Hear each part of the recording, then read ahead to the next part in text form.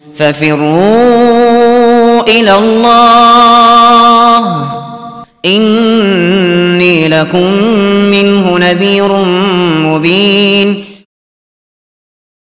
Kemudian setelah itu penulis rahimahullah menjelaskan di sini pasal tentang penghidupan lahan, ihya al-mawat.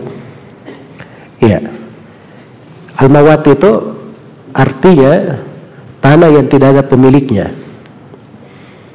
tanah yang tidak ada pemiliknya, yang tidak ada yang memanfaatkannya, tidak ada yang memanfaatkannya. Iya. Baik. Kata beliau, wa ihya'ul mawati jaizun bisyartain. Penghidupan lahan dibolehkan dengan dua syarat.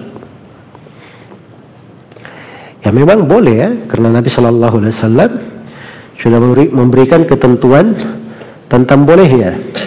Di dalam hadits yang diriwayatkan oleh Imam Tirmidzi dan Imam Ahmad rahimahullahu taala, Rasulullah Shallallahu Alaihi Wasallam bersabda, man ahya ardan maitatan fahiyalah.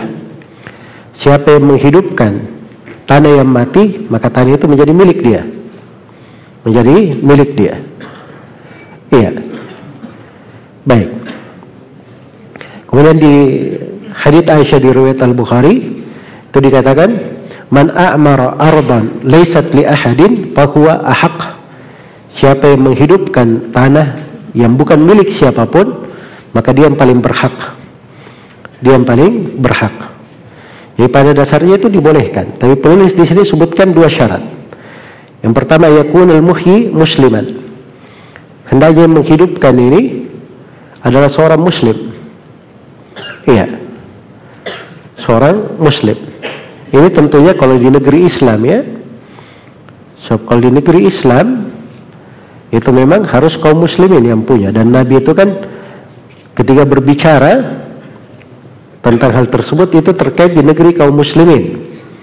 Adapun kalau di negeri kafir dia punya hak misalnya untuk menghidupkan, dia hidupkan, ada aturannya di negeri mereka, ya dia yang berhak dan itu tidak membahayakan. Ya, jelas ya? Baik. Kemudian yang kedua, wan takunal ardu hurratan lam yajri 'alaiha milkun li muslim. Dan hendaknya tanahnya itu, lahannya itu adalah lahan bebas, belum pernah dimiliki oleh seorang muslim, belum pernah dimiliki oleh seorang muslim. Iya. Baik.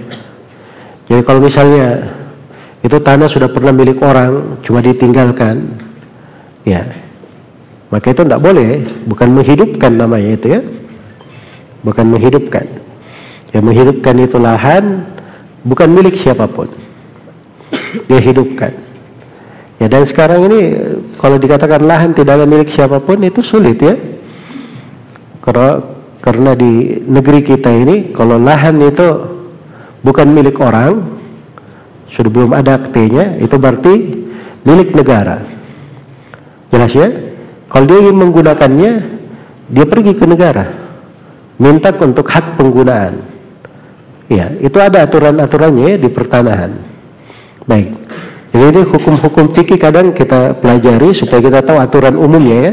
Tapi kalau kita mau terapkan, kita harus lihat peraturan di satu tempat, di tempat tersebut apa. Baik. Kemudian kata beliau, wasifatul ihya'i itu diperbaiki harokatnya. Wasifatul ihya'i maka fil adati imaratan lil muhya. Sifat penghidupan lahan adalah apa-apa yang teranggap sebagai pemakmuran lahan. Ya, menurut kebiasaan. Menurut kebiasaan. Jadi tidak ada ukuran tersendiri. Ya. Di dalam masalah sifat menghidupkannya. Ya biasanya itu kalau dihidupkan kayak bagaimana modelnya menghidupkan itu? Misalnya kalau dihidupkan itu, ya contoh ya, dia menghidupkan, dia sudah pagari, sudah mulai dia tanami, sudah mulai dia gali sumur di situ. Nah, itu contoh-contoh apa? Contoh-contoh menghidupkan. Baik. Dan ini sekali lagi ini urusannya, ada urusannya dengan negara ya. Itu kemarin saya lihat di sana ketika reklamasi, Ya banyak yang pasang pasak-pasak bambu di tengah laut. Ya saya pikir ada apa, ternyata reklamasi. Ya, jadi laut itu akhirnya dia pasangi ya supaya bisa dijadikan apa? Bisa dicatat sebagai kepemilikan. Itu bukan menghidupkan namanya. Jelasnya cuma masangi pasak saja, taruh bambu di laut. Itu bukan menghidupkan. Itu mencaplok lahan namanya. Baik. Berikutnya dikatakan di sini oleh penulis, wa yajibu badlul ma bi thalathati syara'id. Harusnya bi thalathi ya. Dan wajib untuk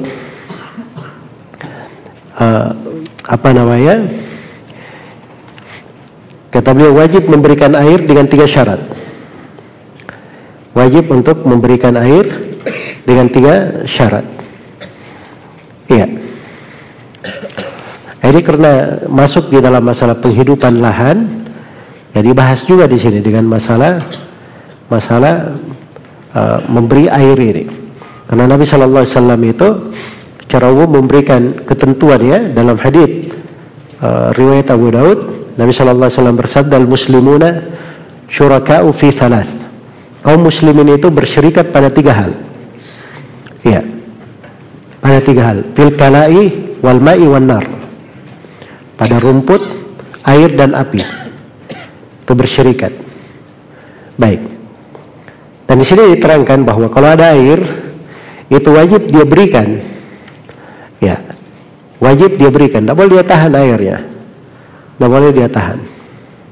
Wajib dia berikan.